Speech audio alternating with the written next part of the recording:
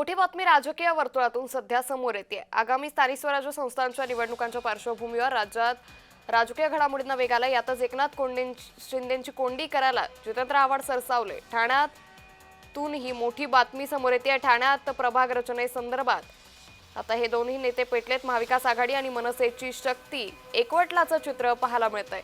एकनाथ शिंदेंची कोंडी करायला आव्हाड सरसावलेत, तर यावेळी जितेंद्र आव्हाड आणि त्याचबरोबर मनसे नेते अविनाश जाधव यांच्यामध्ये भेट झाली। तर महाविकास आघाडी आणि मनसे प्रभाग रचनेच्या पार्श्वभूमीवर एकवटल्याचं पाहायला मिळतंय।